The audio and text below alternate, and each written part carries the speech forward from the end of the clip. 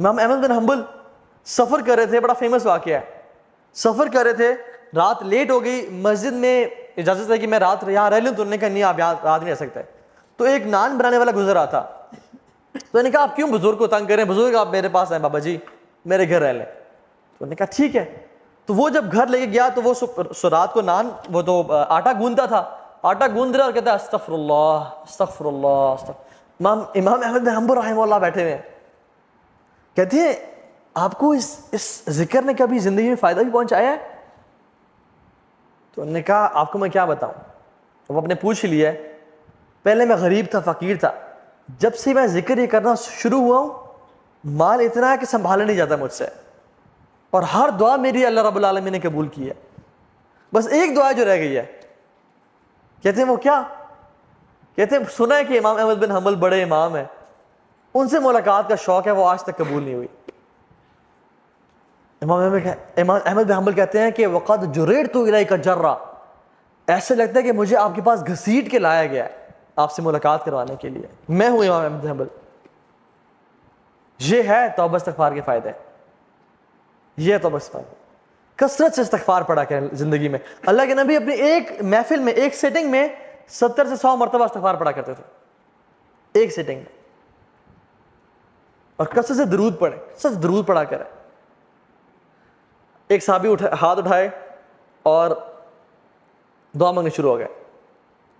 تو اللہ کی نے کہا کہ تم نے بہت جلدی کی ہے, پہلے اللہ کی حمد بیان کرو, پھر مجھ پہ درود پڑھو, پھر دعا مانگو. تو انہوں نے کہا کہ ٹھیک ہے رسول اللہ, میں آئندہ اللہ کی حمد بیان کروں گا, آپ پہ درود پڑھوں گا اور پھر دعا مانگوں گا. تو انہوں نے کہا فَإِن زِدْتَ فَهُوَ خَيْرٌ لَكَ, اگر مجھ پہ درود زیادہ پڑھو گے تو تمہارے لیے مزید بہتر ہے, میرے لیے نہیں تمہارے لیے بہتر ہے. تو انہوں نے کہا ٹھیک ہے رسول اللہ کہ I'll recite 1/3 درود اینڈ 2/3 دعاز. انہوں نے کہا فَإِن زِدْتَ فَهُوَ خَيْرٌ لَكَ, اگر تم درود اور زیادہ کر لو گے تمہارے لیے بہتری ہے. تو انہوں نے کہا ٹھیک ہے رسول اللہ میں 2/3 درود پڑھا کروں گا آپ پہ اور اس کا 1/3 دعا کیا کروں گا. فَإِن زِدْتَ فَهُوَ خَيْرٌ لَكَ, اگر تم اور زیادہ کر لو تو تمہارے لیے فائدہ ہے.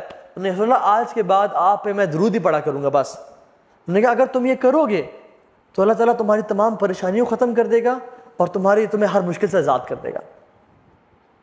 جے اللہ کے نبی درود پڑھنا. جو شخص صبح اور شام اللہ کے نبی پہ 10 دفعہ درود بھیجتے ہیں, اللہ سبحانہ و تعالیٰ اس کے تمام فرشتے اس پہ 70 مرتبہ درود بھیجتے ہیں, 70 ٹائمز. اس کے درجات بلند ہوتے ہیں, اس کے گناہ معاف ہوتے ہیں, اس کی نیکیاں لکھی جاتی ہیں. سو مچ ریوارڈ. اور ایک اور حدیث پتہ ہے کیا آتا ہے, سبحان اللہ, ہم چاہتے ہیں کہ اللہ کے نبی کے سامنے ہمارا نام لیا جائے.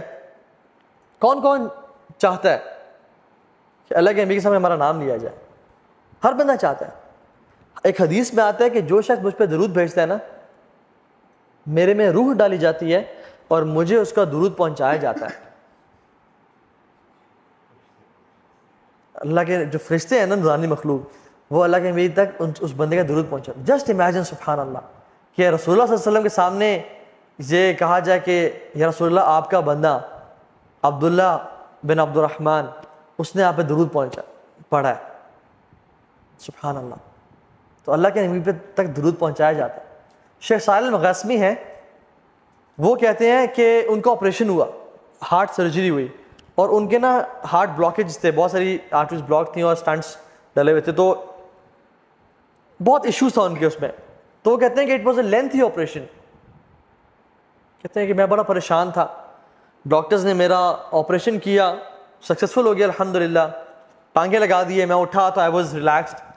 لیکن کچھ دیر بعد ڈاکٹرز دوبارہ آنے شروع ہو گئے, اور جو ساتھ مشینز تھیں ان میں نا پی پی پی کچھ ہونے شروع ہو گیا, اور ایک ڈاکٹر آ رہا, دوسرا, تیسرا, چوتھا. یہ عرب کے بہت بڑے داعی ہیں, شیخ صالح المغاسمی, ابھی بھی زندہ ہیں رحمہ اللہ.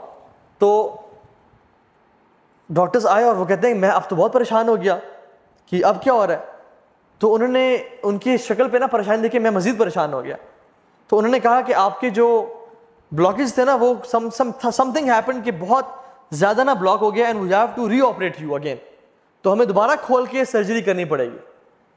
کہتے ہیں کہ پہلی سرجری میں تو I was a but relax, لیکن اس دفعہ میں بہت پریشان ہو گیا. تو وہ لوگ جب گئے اپنی اکوپمنٹس لینے کے لیے اور اپنے چیزیں لینے کے لیے, تو کہتے ہیں آئی واز ریئلی ورڈ. کہتے ہیں کہ میرے ساتھ ایک نا آئی تھنک لیبنانی نرس کھڑی ہوئی تھی, وہ مجھے کہتی ہے کہ یا صالح صلی علی محمد، اے صالح اللہ کے نبی پہ درود پڑھو. اور کہتے ہیں کہ میں اللہ کے نبی پہ درود پڑھنا شروع ہو گیا اس یقین کے ساتھ کہ اللہ کے نبی نے فرمایا کہ اگر تم مجھ پہ درود پڑھو گے تمہاری ساری پریشانیاں ختم ہو جائیں گی اور تمہاری ساری مشکلات کا حل نکل آئے گا. تو کہتے ہیں میں درود پڑھنا شروع ہو گیا، حتیٰ کہ جب ڈاکٹرز آئے اور دوبارہ انہوں نے مجھے کچھ چیزیں اٹیچ کی تو دے ور کنفیوزڈ اینڈ سرپرائزڈ. اور جب میں نے پوچھا کہ یہ کیا ہوا ہے، کہتے ہیں کہ جو رپورٹس ابھی آ رہی تھیں کہ بلڈ دوبارہ جو ہے نا بلاکیجز آ گئی ہیں، they are all removed, they are all gone. اور کہتے ہیں کہ مجھے اس دن اللہ کے نبی پہ درود پڑھنے کی فضیلت سمجھ میں آئی کہ کتنا افضل ہے یہ ذکر اللہ کے نبی پہ درود پڑھنا. سبحان اللہ. تو اپنی زندگی کو نا کثرت سے جب بھی فری ٹائم ہے نا درود کثرت سے پڑھا کریں، استغفار کثرت سے پڑھا کریں. دن میں 100 دفعہ سبحان اللہ و بحمدہ پڑھا کریں. اللہ تعالیٰ تمام کے تمام گناہ معاف کر دیتے ہیں جو شخص دن میں 100 دفعہ سبحان اللہ و بحمدہ پڑھ لیتا ہے.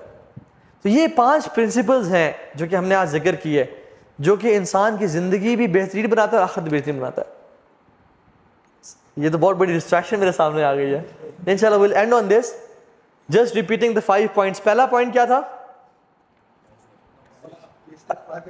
المداومۃ علی الفرائض، فرائض پہ مداومت، کنسسٹنسی. واللہ العظیم انسان کی تراویح میں نکلنے والے آنسوؤں سے بہتر ظہر کی نماز پہ جانے کے لیے جو ایک پسینے کا قطرہ ہے نا وہ اس سے لاکھ درجے بہتر ہے.